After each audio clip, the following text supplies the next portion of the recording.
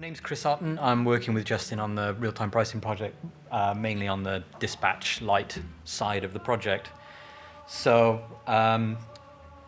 really, who is dispatch lite for? Back in May, we had an industry presentation where we floated the Dispatchable Demand lite product for participants, and we had a lot of feedback from that, from participants wanting to see about generation as well. So we've expanded it to include dispatch generation lite, and I'll talk about the details of those at the moment. But we realized as part of getting both dispatchable demand and dispatch generation lite in there, also may, with a bit of clever software on the participant side, enable a bit of batteries to be able to offer into the market, being able to in both their charge and discharge cycle. So we can go through some of that in the consultation paper. Why are we doing dispatch lite? So what we're trying to do with RTP is improve pricing signals in real time.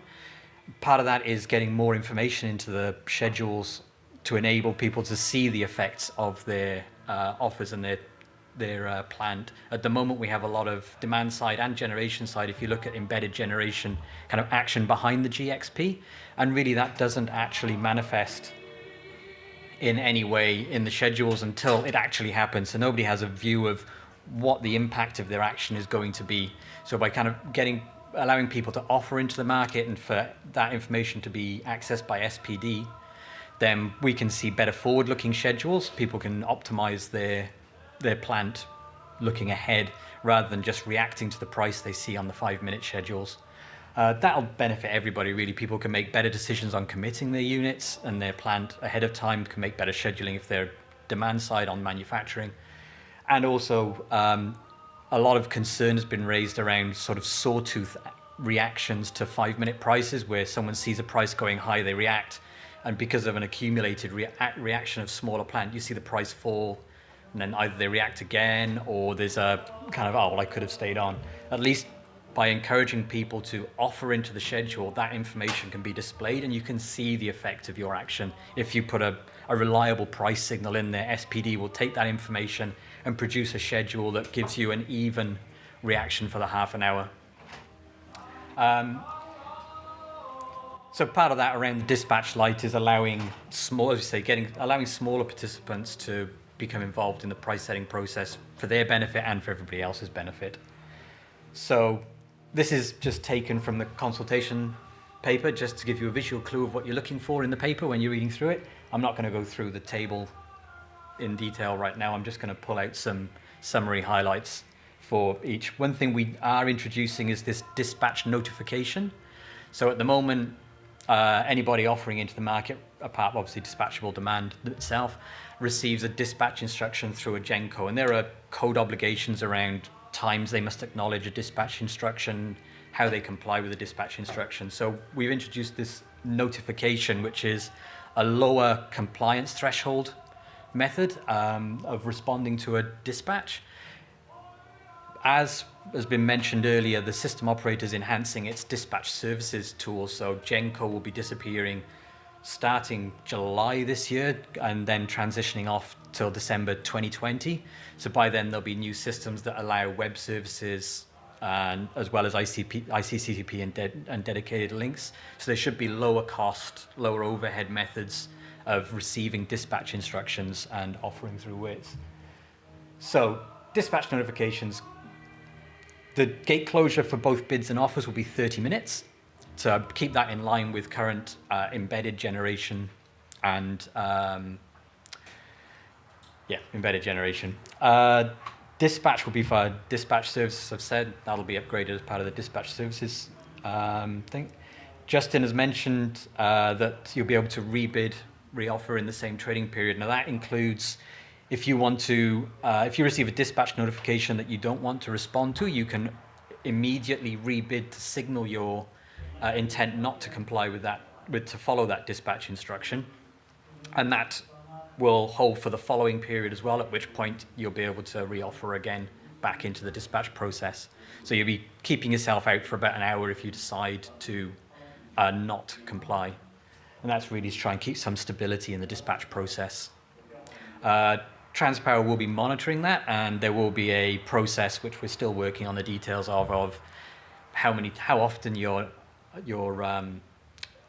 opting out of dispatch, and if a participant is deemed to be doing it too often, then they'll be excluded from the dispatch lite.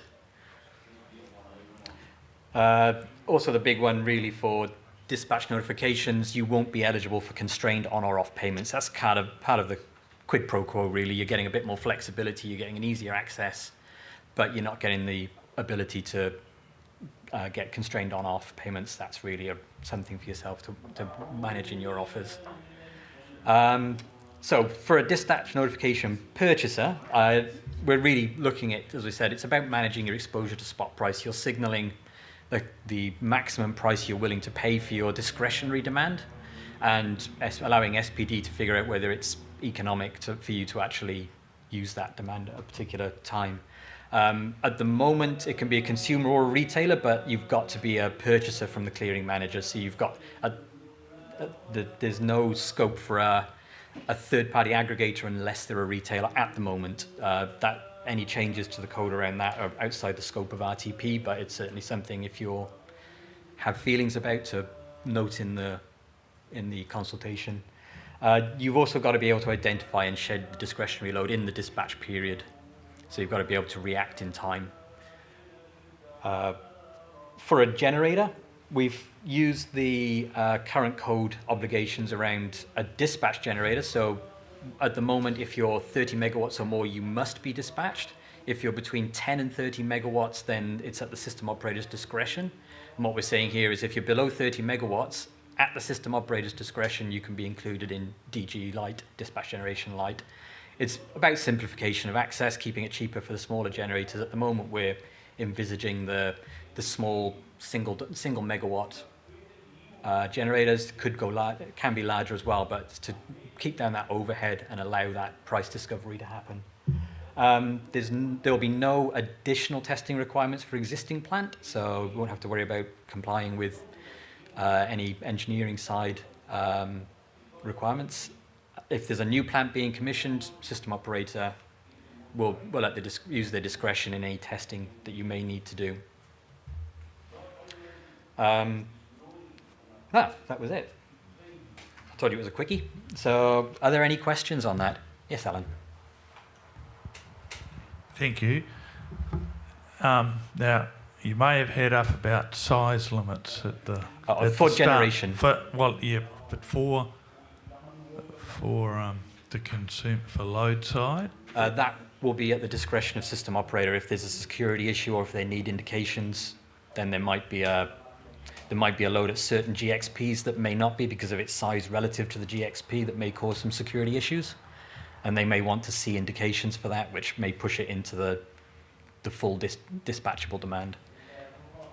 Right. So, and would it make a difference as to whether there's SCADA data available that could come into it? Yep, that could be a consideration as well. Yep. And I understand that basically all that's required is 30-minute metering, revenue quality metering. That's for connecting any particular component. Yes, yeah. That's correct. Yeah. And somewhere in the document it made mention about a load or a consumer, and talking in all-inclusive terms, but presumably we'd be able to break up discrete parts of our operations and put individual load. Yeah, and you could reflect that in different price tranches. If some of that load is a higher value than others, you could split that load into different price tranches in a single offer. Sorry? Yep. Yeah, as long as it's all metered separate. Okay. Now, also in terms of dispatch light and interruptible load, have I got it correct that a no for generation, but for load you can offer into interruptible load and dispatch correct. light? You just need to manage your respective offers from a security point of view. So if you get dispatched off for load, obviously you don't have the discretionary load to provide the IL, so you'd have to reflect that in your interruptible load offer. Okay. And an important distinction from my point of view would be that dispatch light is only dispatch off, not dispatch on. Is that correct? This is both, yeah. So you'd come back if the price dropped again, you'd be dispatched off. But again, if you're unable to respond, you have the opportunity to rebid to say, no, I can't comply with that instruction, to give you the time to ramp back up. So one of the big limitations for us at the moment for dispatchable demand is the potential of being dispatched on, where for operational reasons we can't do that. That's fine. So if you were dispatched off, and then you were dispatched to come back on, then you were unable to, you could rebid for that period and the following period to cover you for the gate closure period. And then from that point onwards, you're able to update your bids as you see fit anyway. So you can it's a matter of managing your bids to reflect your site conditions. And Justin, you've got a point to add? I was just going to say, and in that circumstance, we'd need to see the detail, but you would probably also fit the bill for a bona fide, so you could bona fide out as well. And then I've lost my second point.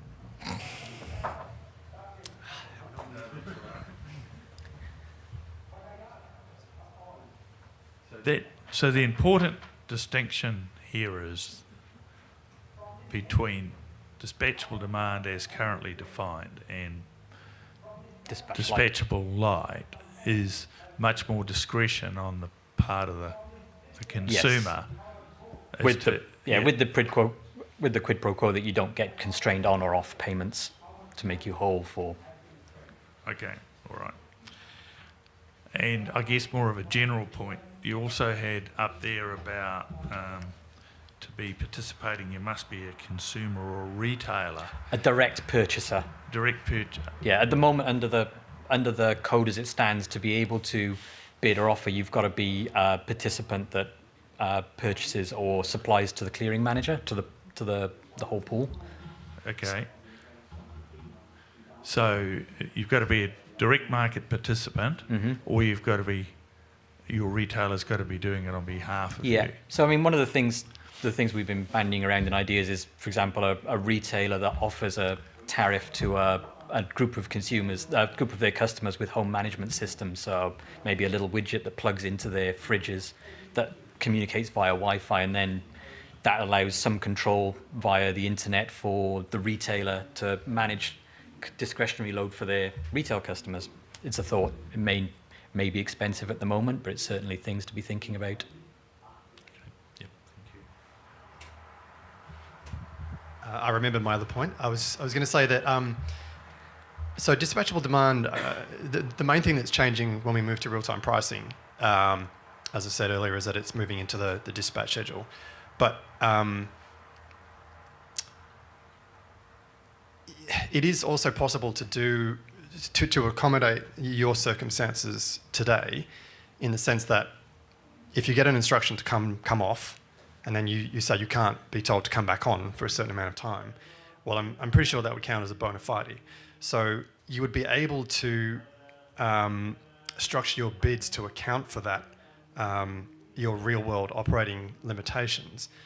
And on top of that, once dispatchable demand moves into RTP, the combination of some of the newer interfaces in the WIT system that are there today, using APIs, with potentially using, say, the web services version for dispatch, that just unlocks a range of new technological opportunities that would make it easier to manage that. So even if you had to do, according to the code, largely the same things as you would have to do today, being able to use those new facilities should make that easier to manage.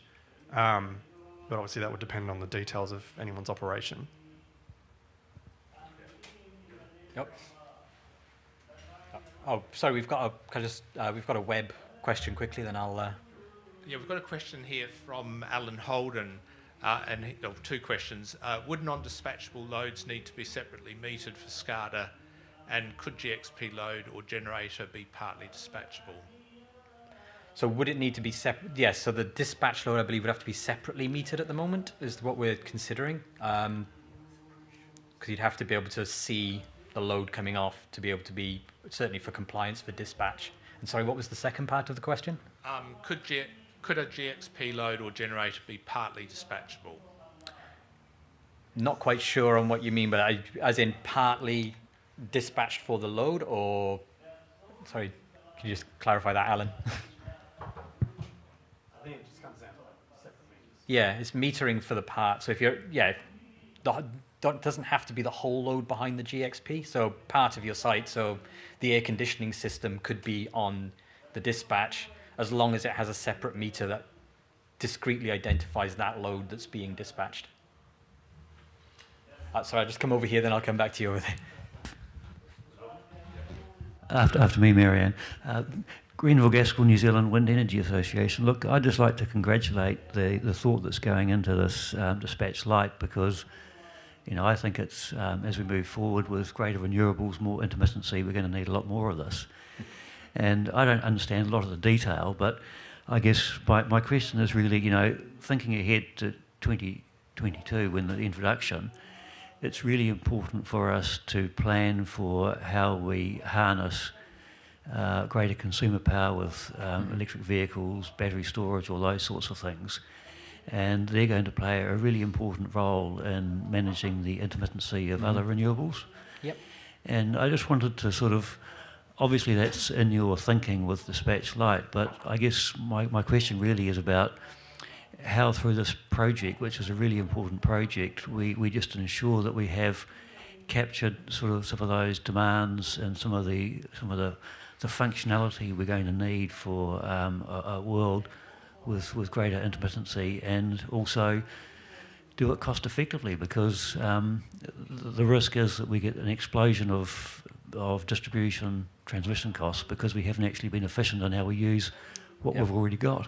Absolutely, and that's part of the idea around dispatchable demand light and having a low cost mechanism for consumers to manage effectively their spot exposure. So if you're charging your vehicles through a retailer, I think a number of retailers are offering car charging systems now that have the potential to be controllable.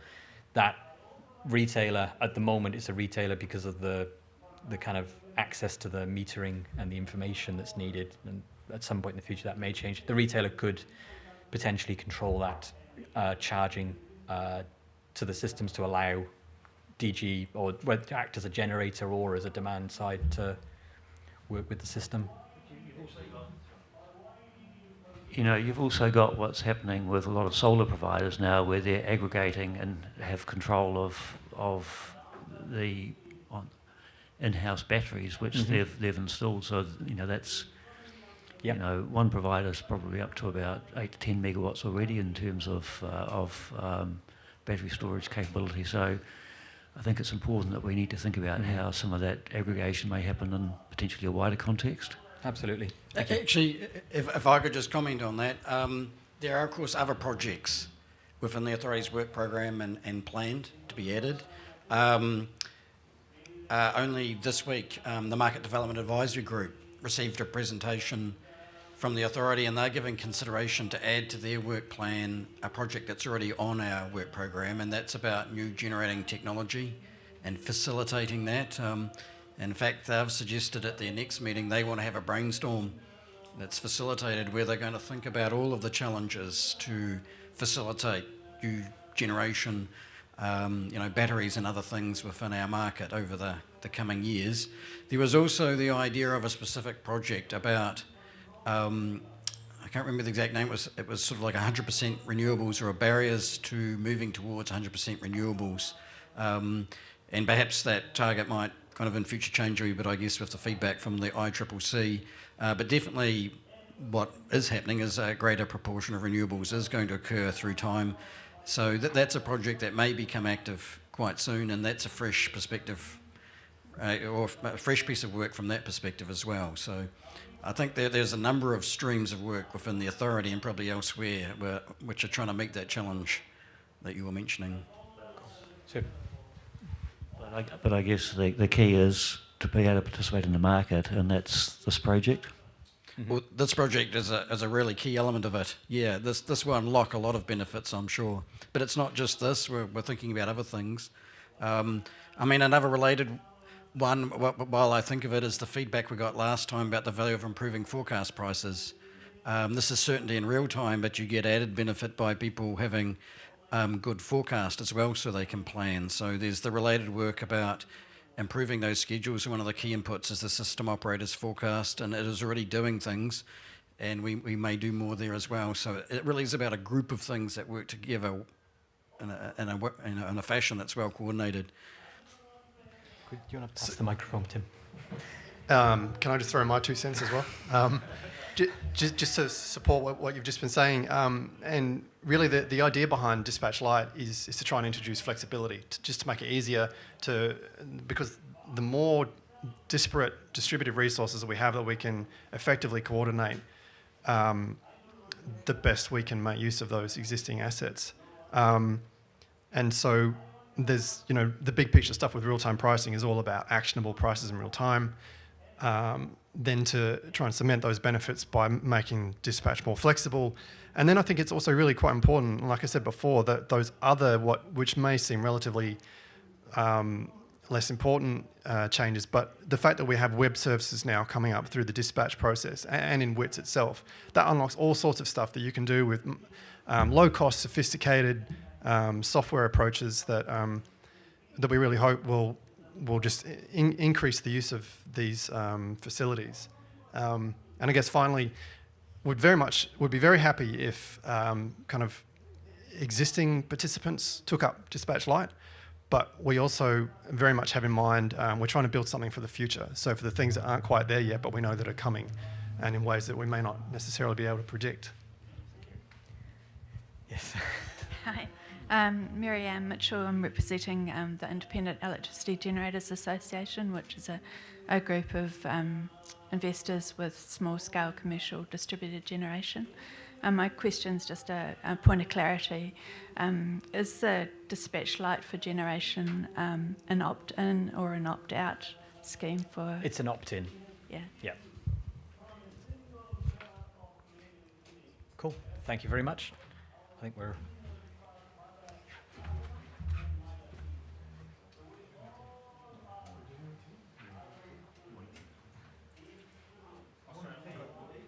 Actually, I've got one more question. Sorry, Alan Holden's asked another question. So his question is, industrials usually take time to offload. Could the load change ramp rate idea mentioned by Justin be added, please? Do you want to grab the microphone? Not right now, but please do put that to us in your submission. The thing with real-time pricing is there's obviously all sorts of stuff we would love to do, but we have to draw the boundary somewhere, or we'll never get it built. I mean, I think everyone's would probably agree that if you support it, you would rather it was here yesterday, not in 2022. So I don't absolutely rule it out, but that's not the intent at the moment.